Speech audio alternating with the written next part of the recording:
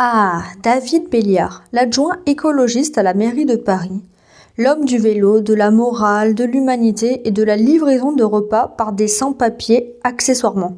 Des scooters, ces gens qui prennent des risques qui sont massifs dans l'espace public, qui vont nous apporter, en tout cas, qui vont... Oups, petit moment de vérité, parce que oui, en fait, il nous apporte quelque chose. Le confort, le repas chaud, le Pokéball du 11e livré en 14 minutes. Bref, la dignité humaine version Uber Eats. Des scooters, ces gens qui prennent des risques qui sont massifs dans l'espace public, qui vont nous apporter, en tout cas, qui vont apporter aux Parisiens, aux Parisiennes, livrer des repas. Et là, attention, il se corrige. Il dit aux Parisiens et aux Parisiennes, parce qu'il ne faudrait pas trop qu'on devine que ce sont eux les moralisateurs de gauche qui profitent au premier rang de cette exploitation. Moi, j'avoue, j'ai jamais utilisé Uber Eats, jamais utilisé Deliveroo, ni pour commander une pizza, ni même un bubble tea au lait d'avoine. Donc si on suit leur logique, vous savez, celle où la vertu morale dépend de ton comportement de consommateur, alors moi je suis supérieure. Voilà, je suis une résistante du capitalisme, un modèle, une sainte. Pendant que les autres cliquent sur commander maintenant, moi je me fais à manger. Je vais faire mes petites courses, je fais la queue, comme une plouc, mais une plouc digne. Et en plus, ces plateformes-là, elles sont protégées. Et elles sont protégées par l'extrême droite et par les forces réactionnaires. Elles sont protégées aux États-Unis par Donald Trump, qui est cul et chemise avec... Parce que ces gens-là, David, ils passent leur vie à accuser l'extrême droite de tous les maux. Uber Eats, l'extrême droite. La précarité, l'extrême droite. La canicule en novembre, probablement l'extrême droite aussi. Mais jamais un mot sur leur propre hypocrisie quotidienne. Ces Parisiens qui tweetent contre le capitalisme, qui militent pour les sans-papiers tout en commandant leur dîner à un type sous-payé, sans contrat, sans papier, sans avenir. Le capitalisme. C'est mal, sauf quand c'est pour des gyozas au tofu à 22h. Et pendant ce temps, les élus comme lui jouent les défenseurs de la veuve et de l'orphelin, enroulés dans leur écharpe républicaine tout en commandant leur salade quinoa sur leur appli préférée, en militant bien sûr pour la présomption de salariat, mais seulement quand ça ne retarde pas la commande. Alors voilà. Dans cette ville où les leçons de morale voyagent en vélo cargo, certains feraient bien de regarder qui pédale et qui attend au chaud.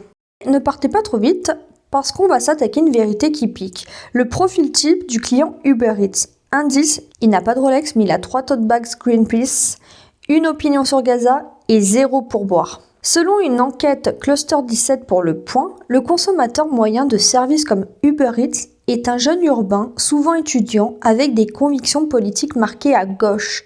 Environ 29% des électeurs se positionnant très à gauche utilisent ces plateformes contre 19% des Français en moyenne. Ces utilisateurs, fervents défenseurs des droits des travailleurs et critiques de l'ubérisation, n'hésitent pas à commander leur repas via des applications qu'ils dénoncent par ailleurs. Une contradiction ? Sûrement. Mais attention, ils sont conscients de cette dissonance. Lorsqu'on leur demande s'ils seraient prêts à payer 20% de plus pour mieux rémunérer les livreurs, 54% des Français répondent oui. Chez les très à gauche, cette proportion monte à 71%. L'intention est là, même si l'action tarde à suivre. Et en somme, ces consommateurs veulent le changement, mais pas au détriment de leur confort. Une révolution, oui, mais livrée à domicile, s'il vous plaît. Ainsi, le client type d'Uber Eats incarne parfaitement la complexité de notre époque, engagé dans ses convictions, mais parfois en décalage avec ses actions. Une dualité qui mérite réflexion. Alors résumons. D'un côté, on a un élu écolo qui dénonce l'exploitation des sans-papiers, tout en utilisant ses applications pour se faire livrer son repas à vélo. De l'autre, on a des consommateurs d'extrême gauche très engagés, très indignés, très militants, mais qui ont la flemme de faire à manger. Et au milieu de tout ça, les livreurs, fatigués, sous-payés, invisibles, sauf quand il faut faire une belle photo sur Instagram avec un tote bag justice sociale.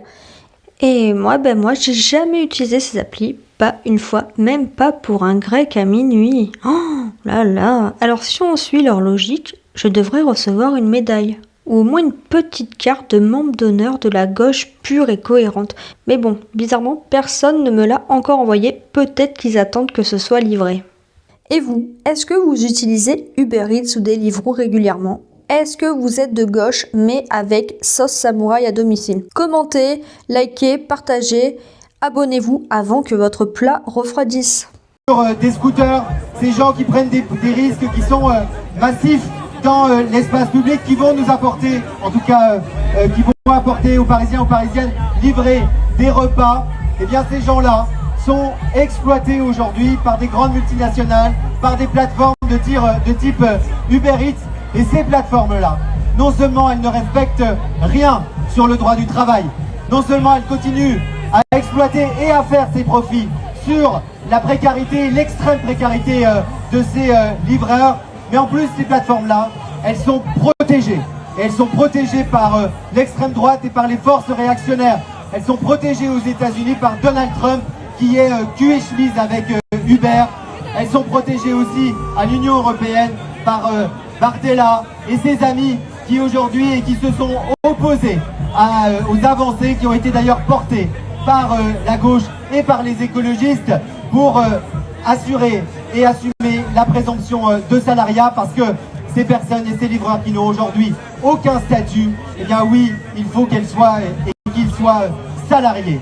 Et moi, ce que je porte et ce que nous portons à Paris et dans les grandes villes, c'est que ces gens qui travaillent, qui participent et qui sont, pour une grande part, sans papier, sans droit, eh bien, reviennent dans le droit et soient protégés. Protégés parce que nous défendons à Paris le droit au salariat et le salariat automatique pour l'ensemble de ces livreurs.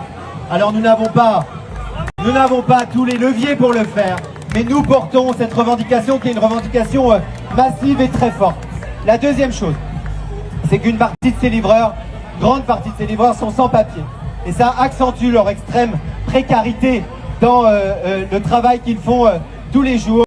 Et ce que nous demandons et ce que nous réclamons au gouvernement, c'est que ces personnes soient régularisées de manière automatique, parce qu'il n'est pas aujourd'hui juste que ces personnes qui travaillent, qui prennent des risques et qui sont sous-payées dans l'espace public sur le territoire parisien, nous acceptions encore cette forme d'esclavagisme. Non à l'esclavage, oui à un travail de qualité, oui à des travailleurs et des travailleuses qui sont protégés et qui peuvent vivre et bien vivre de leur travail. C'est ce qu'on va défendre et c'est ce qu'on va défendre aussi pendant les municipales.